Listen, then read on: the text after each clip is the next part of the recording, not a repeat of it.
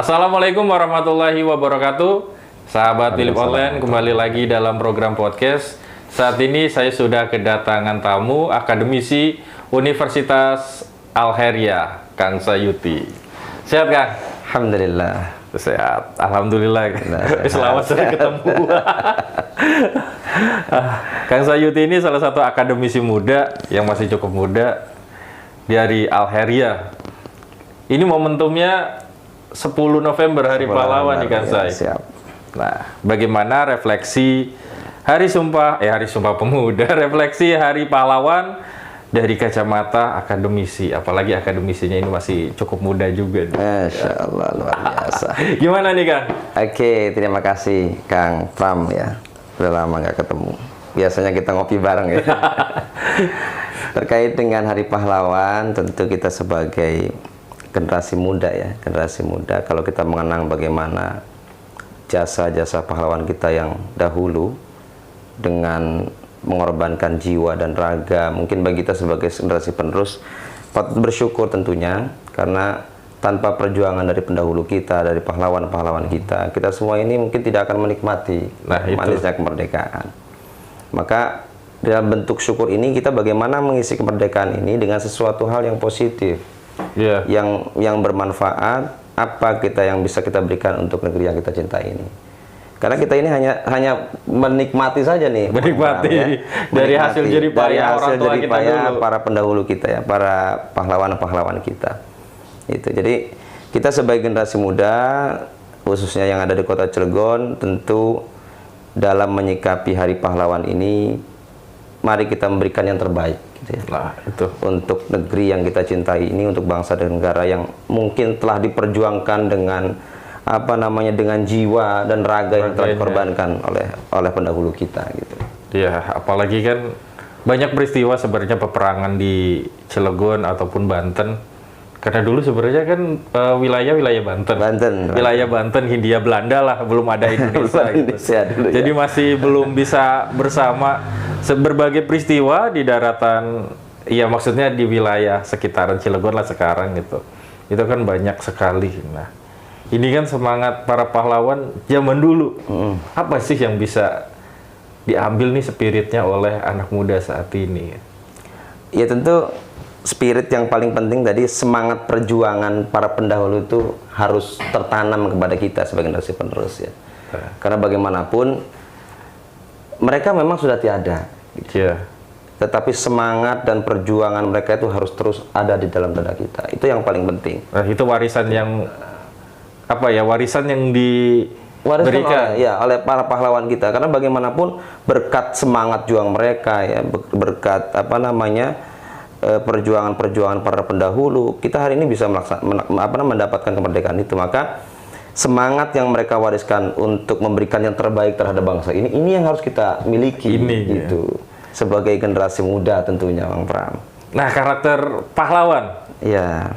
Apa sih yang masih ada nggak sih anak muda saat ini yang memiliki jiwa seperti itu gitu? Atau karena kondisinya juga sudah berbeda ya? Dunianya sudah berbeda.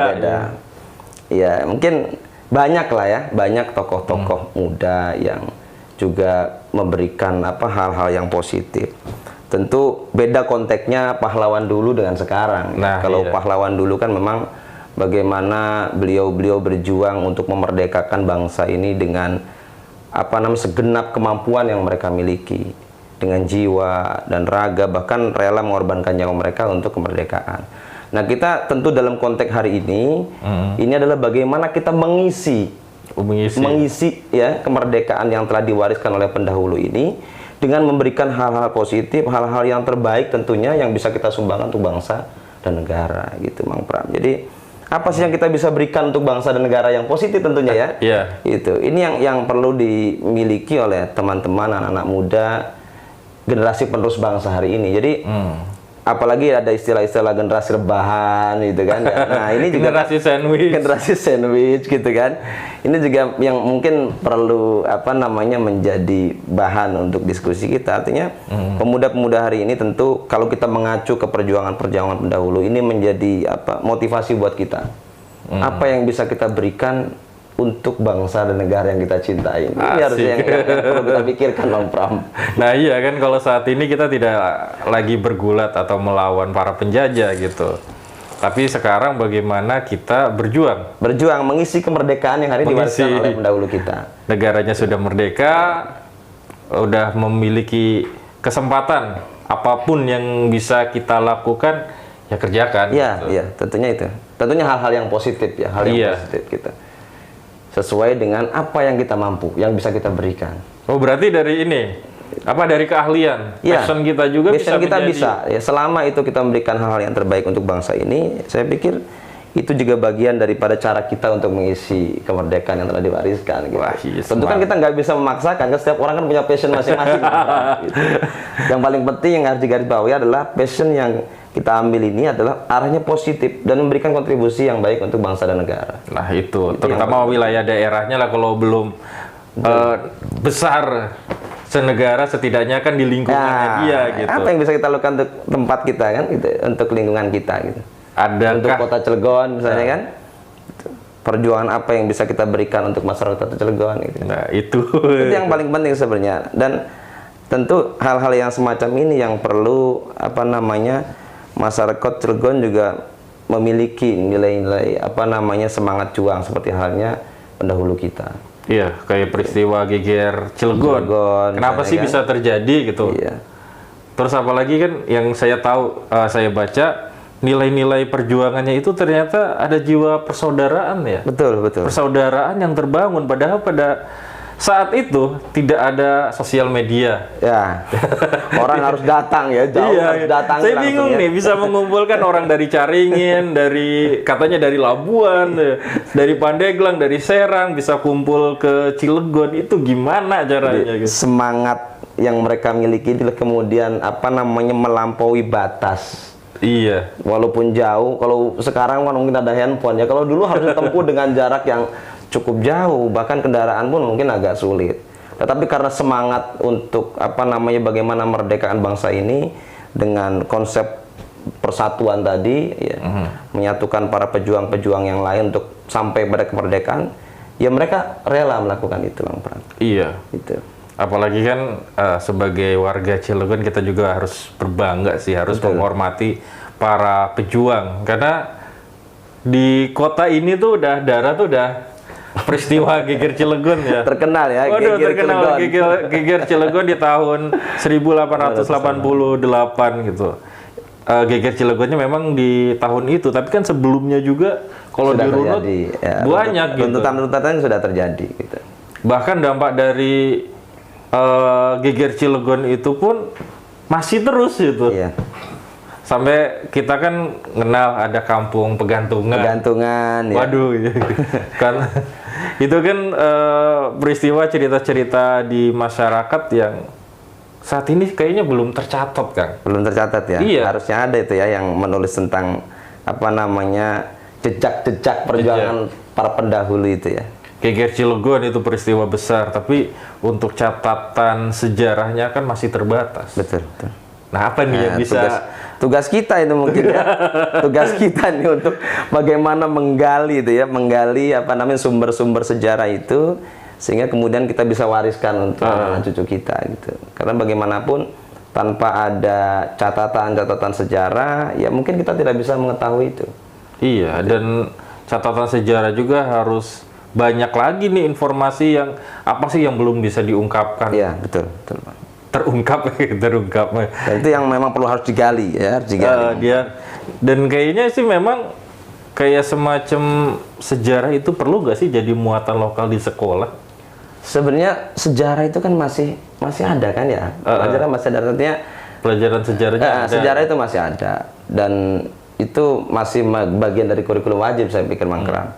Artinya kalau mulok kan tidak ada pun mungkin tidak masalah, tapi kalau muatan wajib sejarah itu ada. Dan memang untuk mengenang jasa-jasa para pendahulu kita, untuk mengetahui bagian perjuangan para pendahulu kita ini kan kita kenal dari sejarah gitu. Iya. Dan itu sangat tidak mungkin apabila kemudian mata pelajaran sejarah itu dihilangkan gitu. Nah, maksud saya para pahlawan yang ada di Cilegon nih yang belum tercatat ini kan perlu banget gitu ya disampaikan ke anak-anak di sekolah gitu. Betul. Berarti mungkin kalau kita berbicara kearifan lokal ya. Kearifan lokal Cilegon. Karena kan yang kita pelajari sejarah nasional itu umum. Gitu. Betul, umum. Tapi ini kan ada Cilegon memiliki peristiwa sendiri yang harus dicatat juga. Gitu. Bahkan dalam rangka Hari Pahlawan kita juga punya nih Cilegon kan ya pahlawan nasional. Nah itu Kiai Samun. Walaupun memang secara terah masih Kiai Haji Wasid juga kan. Gitu. Beliau itu cucu dari Kiai Haji Wasid. Nah mungkin ini juga yang perlu dikenalkan kepada para pelajar-pelajar kita khususnya di Adu Kota Cilegon, karena bagaimanapun ya tentu kita bisa menikmati manisnya kemerdekaan ini tidak lepas dari perjuangan-perjuangan mereka gitu. Dan ini yang kadang-kadang ya kita lupa dengan sejarah itu. Kita lupa dengan sejarah itu, padahal kalau kita mau lihat historis ya dari sisi itu tentu hari ini kita bisa menikmati manisnya kemerdekaan karena perjuangan mereka. Dan ini yang mungkin perlu disampaikan kepada para pelajar agar mereka memiliki spirit gitu tuh Bang Pram. Semangat juang, bagaimana pendahulu ini luar biasa memperjuangkan kemerdekaan ini. Dan semangat itu yang harus diberikan kepada anak-anak didik kita hari ini nih. Nah, itu yang kadang-kadang harus kita sampaikan. Tapi nggak tahu nih, mungkin di sekolah-sekolah dasar muatan lokal, sejarah lokal ini sudah ada atau belum, mungkin Mang Pram lebih tahu. Gitu ya. Artinya kan memang ini seharusnya sudah ada. Sudah ada gitu. Bahkan mungkin harus ada agenda khusus nih setiap hari pahlawan nasional, mungkin ada event-event yang kira-kira bagaimana menjadikan momentum untuk membakar semangat juang anak-anak muda hari ini gitu. Para pelajar-pelajar hari ini bagaimana mereka bisa mengenang kemudian mengambil hikmah spirit perjuangan mereka ini yang mungkin jarang kita temukan, Bang Pram. Iya, jangan sampai anak muda saat ini kehilangan identitas. Apa sih yang menjadi panutan dia? Kemana kiblat perjuangan dia gitu? Iya. Karena nggak tahu ya, karena kita nggak tahu akhirnya kita bingung nih. Kita mau ngambil pelajaran dari siapa gitu. Contoh lah misalnya kalau kita di Cilegon ada Al-Heria, ada Al-Heria. Ada sosok Brigjen Kiai Samun. Saya pikir Brigjen Kiai Samun ini juga tokoh yang luar biasa, yang 2018 kemarin dianugerahkan gelar pahlawan nasional oleh Presiden Joko Widodo. Tentu ini juga kan menjadi spirit, sebenarnya kebanggaan lah bagi kita masyarakat Kota Cilegon. Bukan persoalan pada personnya, tetapi kita memiliki tokoh yang diakui oleh nasional, yang semangat juangnya itu luar biasa gitu. Nah, beliau ini kalau kita lihat bukan hanya tokoh pada satu dimensi, Mang Pram. Ada banyak tokoh pendidikan kan, dengan tokoh agama, tokoh militer, jarang-jarang itu. Iya. Jarang-jarang beliau itu. Artinya kalau berbicara semangat juang dan kontribusi terhadap negara, tidak perlu kita ragukan lagi. Kita melihat bagaimana perjuangan Brigjen Kiai Samun melalui pendidikan dengan mendirikan Al-Heria. Bahkan sampai saat ini Al-Heria masih eksis. Betul. Dan tersebar di berbagai daerah. Ini kan hikmah ya, yang didapat hari ini, termasuk saya mungkin ini Mang Pram pernah mengenyang pendidikan di Al-Heria nih. Artinya kita mendapatkan keberkahan dari wasilah. Ya, wasilah para pendahulu kita. Walaupun mungkin kita tidak diajar langsung oleh Kiai Samun, tetapi kan keberkahannya mengalir tuh melalui guru-guru kita. Nah, ini yang mungkin kita juga perlu pahami bahwa sejarah itu sebenarnya terus berjalan.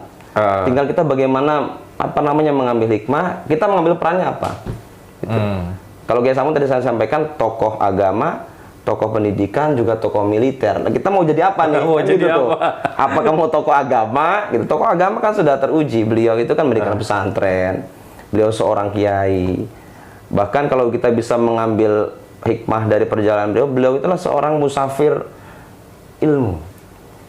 Selalu haus dengan ilmu. Itu ditunjukkan bagaimana kiprah perjalanan hidup beliau dalam menuntut ilmu. Semenjak kecil ke bapaknya ya, yang ke kakeknya. Pertama ke kakeknya ya kan di Kamasan, kemudian ke Kiai Haji Sai di Delingseng. Ke Solor dulu ke Kiai Beji 1 tahun, kemudian Kiai Sai Delingseng, nyambung lagi Kiai Jasim ke Kamasan, sampai kemudian berangkat ke Mekah. Itu kan luar biasa gitu, semangat perjuangan menuntut ilmunya yang kemudian kembali menjadi seorang ulama. Tetapi tidak sebatas itu. Terus ke Kairo. Ke Kairo, ke Mesir ya, ke Mesir. Kemudian pulang langsung mendirikan pesantren Al-Khairiyah. Nah, itu mungkin Gitu. mungkin gak sih salah satu apa ya, anak muda, bukan anak, iya anak muda, orang Cilegon atau orang Banten yang pertama kali lulus dari Kairo. Mungkin jadi ya. Kita tidak tahu sih, tidak bisa mengklaim ya. Kita belum itu ya. Tapi di tahun itu sekitar 1940-an, masih 20-an ya? 20-an. 20-an, itu kan Ki Samun kuliah lagi di Kairo. Al-Azhar ya. Al-Azhar Kairo.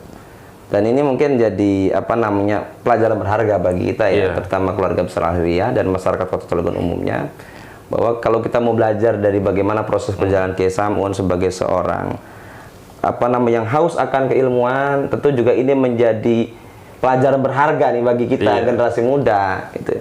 Jangan sampai karena perubahan zaman, mungkin kalau dulu nggak ada gadget ya Bang Bram ya. Nah sekarang banyak gadget, tetapi kita tidak bisa juga melupakan bagaimana pentingnya sebuah pengetahuan. Nah itu yang harus didapat dari seorang guru, dan makanya beliau mendatangi itu. Jadi dari sisi pendidikan kita sudah sama-sama tahu bahwa beliau fokus di Al-Khairiyah, dan Al-Khairiyah sekarang hampir 600 lebih ya cabangnya di Indonesia. 680-an kalau nggak salah yang terakhir itu. Ini juga kan bagian daripada apa namanya perjuangan beliau.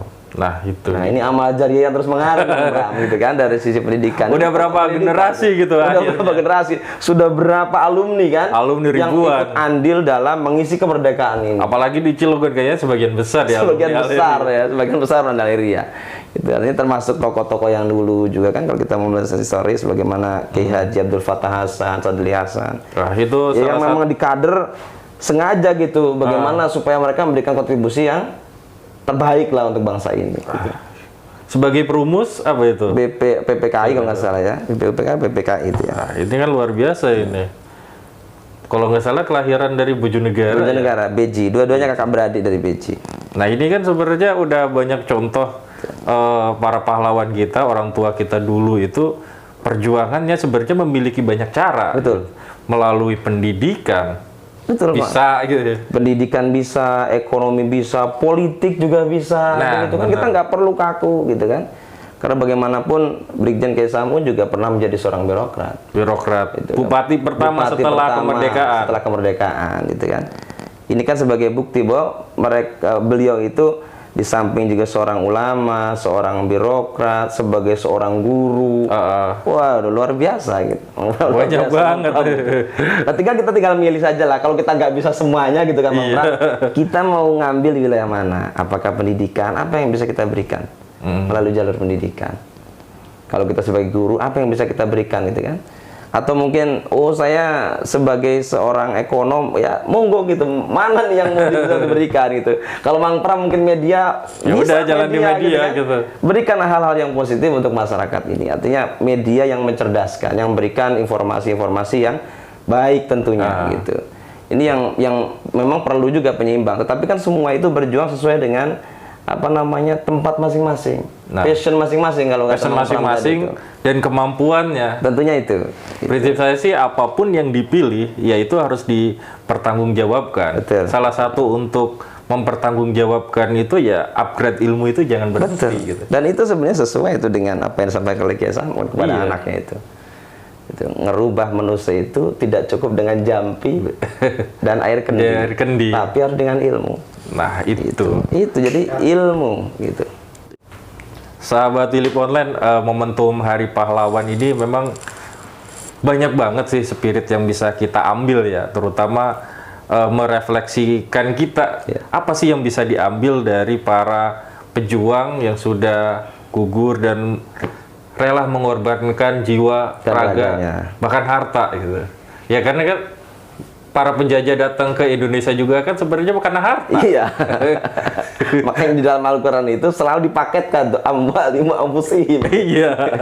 Jadi jiwa dan harta dan jiwa. Harta dan jiwa. Kan Indonesia ini banyak rempah-rempah yang ternyata sangat mahal kan harganya di dan Eropa. Dan itu potensi ekonomi itu. Punya potensi ekonomi, makanya dijajah gitu. Jajah. Nah, pulihnya lagi Indonesia itu kan karena makin banyak orang pinter. Betul. orang pintar yang kemudian bisa akademik juga ya, bisa dikatakan kayak gitu nggak Kang? Iya bisa jadi, artinya karena keilmuan tadi, kemudian terus tuh bisa berkembang gitu kan. Karena bagaimanapun sesuatu kan dibangun dengan ilmu, Mang Pram. Wah, gitu. Kalau tidak dasar dengan ilmu ya tadi gitu kan. Urusan dunia dengan ilmu, urusan akhirat juga dengan ilmu. Dengan ilmu. Makanya belajar di Al-Heria. Ya dimanapun kita belajar lah, yang penting kan tujuan kita lillahi ta'ala gitu kan, dalam rangka menjalankan kewajiban kita sebagai seorang muslim itu menuntut ilmu, Mang. Nah itu yang paling penting. Apalagi kan menuntut ilmu itu sebenarnya Allah juga sudah menjanjikan dengan rezekinya gitu, akan tetap melindungi dengan tidak usah khawatir. Nggak usah khawatir, karena saya dulu kuliah nggak punya duit ya, tapi bisa lulus gitu. Nah itu kan rezeki kita tidak tahu, ternyata Allah memiliki cara yang lain. Betul, betul, Bang Pram. Dan janji Allah itu akan diangkat derajatnya orang-orang yang berilmu. Jadi tidak usah khawatir gitu. Nggak usah khawatir. Apalagi kan sekarang udah ada program beasiswa full sarjana itu untuk teman-teman di Cilegon bisa dimanfaatkan baik mungkin. Tinggal bagaimana teman-teman ada peluang ini dimanfaatkan tuh. Kalau dulu kan kita mau kuliah itu susah banget. Susah banget. Susah. Tahu gitu ya. Kalau Kang Sayuti sering cerita dulu. Tapi sekarang sudah ada kesempatan, tinggal ya kitanya semangatnya ada enggak gitu ya. Nah, semangatnya ada enggak gitu. Kalau dunia mah mengikuti lah. Kalau kita sudah dapat ilmunya, dunia insya Allah akan mengikuti. Cuma kadang-kadang khawatiran kita, Bang Pram. Kadang-kadang ya orientasinya sudah pikirannya kerja gitu setelah nanti gitu ya.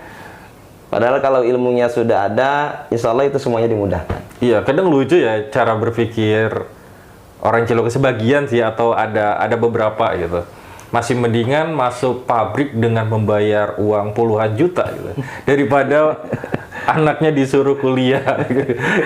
Kan masih ada praktek-praktek kayak gitu di Cilegon. Ya kadang-kadang ya tadi karena pengen cepat ya. Pengen instan gitu. Nah, padahal dipikir-pikir kita ngebayar orang juga sayang amat, maksudnya nggak modal usaha gitu. Kan kalau ilmu mah tetap kita miliki gitu. Investasi yang terbaik itu sebenarnya ilmu, Bang. Ilmu. Kalau harta kan dipakai habis. Tapi kalau ilmu semakin dipakai semakin bertambah. Nah itu, luar biasa. Nah karena waktu juga ternyata. Siap. Kan saya, apa nih statement closing untuk sahabat Philip Online? Iya. Yang pasti di Hari Pahlawan ini, statement terakhir yang dapat saya berikan kepada teman-teman Philip dimanapun berada, kita sebagai generasi penerus bangsa tentu harus juga memiliki semangat juang seperti halnya pahlawan kita terdahulu. Tentu caranya berbeda ya, Mang Pram. Itu. Kalau dulu berjuang dengan jiwa dan raga mereka, hari ini kita bagaimana mengisi kemerdekaan yang sudah diwariskan oleh pendahulu kita ini dengan memberikan sumbangsi hal-hal yang positif terhadap bangsa dan negara yang kita cintai ini. Dengan cara kita masing-masing, Mang Pram. Siap. Wah, luar biasa. Baik, karena waktu juga ini kan saya nggak bisa lama-lama, tapi ya semoga sahabat Philip Online bisa mengambil hikmah atau yang bermanfaat lah dari obrolan kita saat ini. Baik, sahabat Philip Online, terima kasih sudah menyimak obrolan kami. Sampai jumpa pada program podcast selanjutnya. Saya Mang Pram pamit undur diri. Assalamualaikum warahmatullahi wabarakatuh. Waalaikumsalam warahmatullahi wabarakatuh.